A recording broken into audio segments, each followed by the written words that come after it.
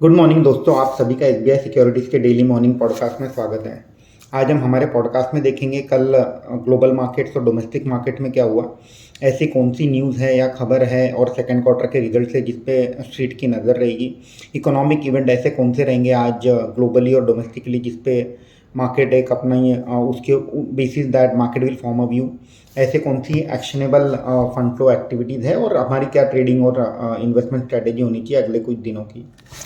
अगर मैं कल के मार्केट की बात करता हूं तो कल हमने देखा कि इंडियन मार्केट कल दूसरा दिन था जहां हरे निशान पर बंद हुआ।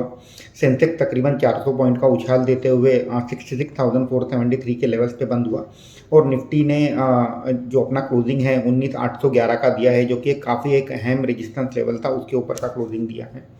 अगर मैं सेक्टर की बात करता हूं तो कल हमने देखा कि रियल एस्टेट, मीडिया और ऑटो सेक्टर के स्टॉक्स ऊपर थे और एट द सेम टाइम अगर मैं आईटी और पब्लिक सेक्टर बैंक के जो इंडाइसेस थे वो हल्के फुल्के नीचे नेगेटिव में बंद हुए।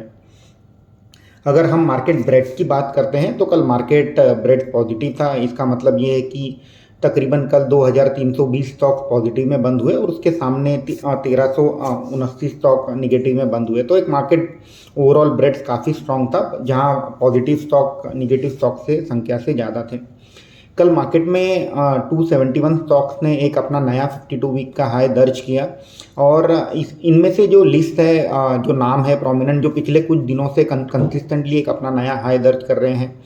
कुछ प्रोमिनेंट नाम इसमें है एंजल वन, अशोका बिल्डकॉन, एवेंटेल, बालू फोर्ट, सेंचुरी टेक्सटाइल, कोल इंडिया, चोला फाइनेंस, क्रिसिल, एस्कॉर्ट, इक्लर, गैब्रियल, जिंसॉल, कल्याण ज्वेलर, नाम India, MCX, Medanta, Paytm, TVS motor और जोमेटो। और at the same time 25 stocks ऐसे थे जिन्होंने कल निगेटिव 52 वीक लो अपना दर्ज किया। अब ग्लोबल मार्केट्स की बात करूं तो कल यूएस मार्केट में एक वोलेटिलिटी थी। कल हमने यूएस मार्केट में देखा कि पहले मार्केट पॉजिटिव में ओपन हुआ, फिर वोलाटाइल था, नीचे आया और फिर एंड में बंद होते हुए ग्रीन में क्लोज हुआ। और कल यूएस मार्केट में जो की गेनर्स थे वो थे नोवो नॉर्डिस्क, एडोबी और एनवीडिया। कल यूएस मार्केट में जिस तरह से हमने कल के पॉडकास्ट में डिस्कस किया था कि वहाँ फेड, जो पिछले महीने जो फेड की मीटिंग हुई थी उसके मिनट्स रिलीज़ किए गए, उसमें क्या लिखा हुआ था कि उसमें वही पॉइंट यही पाया गया कि पॉलिसी रिस्ट्रिक्टिव रहेगी, कोई नया पॉइंट निकल करके नहीं आया है। हालांकि पिछले कुछ दिनों में वहाँ के जो पॉलिसी मेकर्स हैं उनके जो स्टेटमेंट आ रहे हैं वो ये इंडिकेट कर रहे हैं कि जिस तरह से यूएस में बॉन्ड यील्ड ऑलरेडी बढ़ चुका है, तो अब आगे जा कर के शायद यूएस फेड अब अपनी रेट हाइक ना करे, तो उसके चलते कहीं ना कहीं एक सपोर्ट मिला है ग्लोबली मार्केट्स को।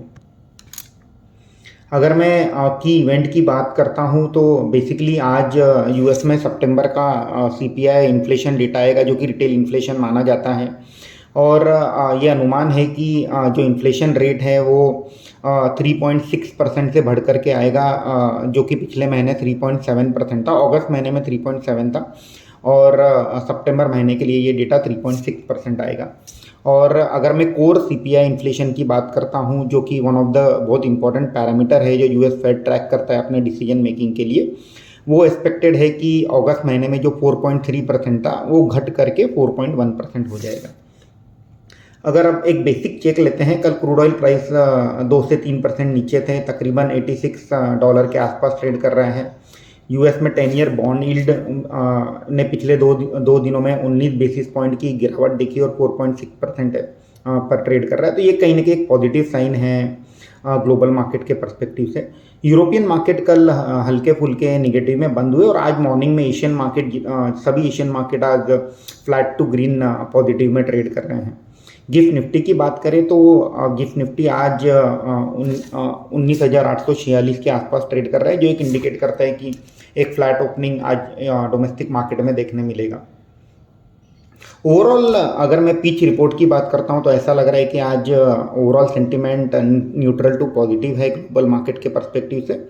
और जिस तरह से हमने कल डिस्कस किया कि मार्केट ने जो वॉर के रिलेटेड निगेटिविटी है वो डिस्काउंट कर ली है और इनफैक्ट अब तो क्रूड ऑयल के जो दाम बढ़े थे, कहीं ना कहीं एक मार्केट में डर था कि जो इजराइल और हमास का जो लड़ाई चल रही है इसके चलते हुए क्रूड ऑयल के दाम वो एक तरफा बढ़ेंगे, वो नज़र नहीं आ रहा है और कहीं ना कहीं क्रूड ऑयल के प्राइस भी अब स्टेबिलाइज हो गए हैं, जो कि एक काफ़ी पॉजिटिव फैक्टर है डोमेस्टिक इक्विटी मार्केट के पर्सपेक्टिव से। अब देखते हैं कि ऐसे कौन से नतीजे आ जाएंगे। क्वार्टर 2 के नतीजे आज तीन दिग्गज कंपनी अपने नतीजे डिक्लेयर करेगी। उसमें से एक है इन्फोसिस, एचसीएल टेक और एचडीएफसी एएमसी। और जो छोटी कंपनियां हैं उनमें नतीजे आएंगे आनंद राठी वेल्थ, जेटीएल इंडस्ट्रीज और केशोराम इंडस्ट्रीज की। अगर हम कल टीसीएस के रिजल्ट्स की बात करें तो टीसीएस के रिजल्ट कल हमने देखे मिक्स आए थे। जो उनकी टॉप लाइन थी वो अनुमान से कम आई, हालांकि जो उनके मार्जिन्स हैं वो अनुमान से हल्के फुल्के ज़्यादा आए हैं और जो प्रॉफिट था वो भी इनलाइन आया है। तो और हमें लगता है कि in terms of demand environment TCS ने ये कहा है कि शॉर्ट टर्म में कहीं ना कहीं जो क्लाइंट हैं उनके स्पेशली नॉर्थ अमेरिका मार्केट में वो अपना कैश कंजर्व कर रहे हैं और वो स्पेंड आईटी पे कम करना चाहते हैं। हालांकि अगर लंबी नज़रिए के जो प्रोजेक्ट है लॉन्ग टर्म के, जिसमें जो प्रोजेक्ट 3 साल 5 साल 10 साल चलते हैं, वो प्रोजेक्ट में कोई दिक्कत है नहीं। बट एक ओवरऑल उन्होंने एक पॉजिटिव कमेंट्री ये भी दी है कि पिछले जो 18 महीनों में इन्होंने जो मैन पावर में इन्वेस्टमेंट किया है उसके चलते इनके जो मार्जिन है वो एक्सपैंड होंगे, क्योंकि प्रोडक्टिविटी बढ़ेगी, एम्प्लॉय पर हेड एम्प्लॉय की जो प्रोडक्टिविटी है उसमें इनकी। तो एक kind of mix set of commentary आई है टीसीएस के रिजल्ट से, और इसके चलते हमें लगता है कि एक मार्केट में एक म्यूटेड टेपिड रिएक्शन रहेगा, कोई ज़्यादा उतार चढ़ाव नहीं रहेगा टीसीएस में। और एक जो बायबैक अनाउंस किया है टीसीएस में 17,000 करोड़ का, वो एक कहीं ना कहीं एक मार्जिनली सपोर्टिव रहेगा स्टॉक प्राइस के एंगल के। हालांकि जो बायबैक का जो क्वांटम है काफ़ी छोटा है, 1% ऑफ टोटल इक्विटी भी नहीं है, तो डेफिनेटली कोई बहुत बड़ी पॉजिटिव न्यूज़ नहीं है। तो मुझे लगता है कि टीसीएस का जो शेयर है अब आज शायद हल्का फुल्का नीचे ओपन होकर के एक साइडवेज ट्रेडिंग रेंज में ट्रेड करेगा। अब ऐसी कौन सी न्यूज़ है जिस पे आज हम एक्शन देख सकते हैं? सबसे पहले अपडेट आया है सुला विनयार्ड्स का। सुला विनयार्ड्स ने ये कहा है कि उनका सितंबर एंडिंग क्वार्टर में उनकी जो सेल्स ग्रोथ है वाइन की वो तकरीबन 14% से बढ़ी है, और उनका जो टूरिज्म बिजनेस है उसमें 26% की ग्रोथ उन्होंने देखी है। तो एक पॉजिटिव रिएक्शन हम आज सुला विनयार्ड्स में देख सकते हैं। कल एक न्यूज़ आई, हम सभी ने देखा कि जो एसआईपी इनफ्लो है म्यूचुअल फंड में एक रिकॉर्ड हाई पे चला गया है पिछले महीने के लिए, और 16,000 करोड़ जो कि $2 बिलियन का नंबर है। हालांकि हमें सबको पता है कि यही नंबर आज के 3-4 साल पहले 3,000 करोड़ के आसपास हुआ करता था। इसका एक पॉजिटिव रिएक्शन हम पूरी एसेट मैनेजमेंट कंपनी जैसे HDFC AMC, Nippon AMC, UTI AMC, Aditya Birla AMC, इन सब स्टॉक्स में आज हम देखेंगे। ऐसा माना जा रहा है कि पॉलीकैब, पेटीएम और लोधा जो है एमएससीआई ग्लोबल इंडाइसेस में जोड़ दिए जाएंगे आगे जा करके, और इसमें कहीं ना कहीं एक पॉजिटिव रिएक्शन हम आज देख सकते हैं। फिलिप कार्बन ब्लैक, इन्हें एक 2 पेटेंट ग्रांट किए गए हैं, जो कि इनका जो मेन प्रोडक्ट है कार्बन ब्लैक, उसमें कुछ मॉडिफिकेशन करते हुए कुछ फ्यूल एफिशिएंसी और टायर की जो लाइफ है वो बढ़ाने का इनको पेटेंट मिला है। तो अगर लंबी अवधि के पर्सपेक्टिव से ये काफ़ी पॉजिटिव है फिलिप कार्बन ब्लैक। हमारा भी नज़रिया ये कंपनी को लेकर के पॉजिटिव है, और ये जो कॉल है ये अपना पिक ऑफ द डे में ओपन है। प्रिकॉल ने एक एग्रीमेंट किया है हिलोंगजिंग ताइवांग इलेक्ट्रॉनिक के साथ, जिसमें ये एक driver information solutions Indian vehicle के लिए बनाएंगे।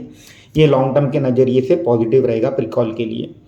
ईएमएस लिमिटेड करके एक कंपनी है जिसकी हाल में रिसेंटली एक लिस्टिंग हुई थी, उन्हें 271 करोड़ का एक प्रोजेक्ट मिला है जयपुर हेरिटेज म्यूनसिपालिटी का, और ये एक शॉर्ट टू मीडियम टर्म के एंगल से पॉजिटिव रहेगा ईएमएस के लिए।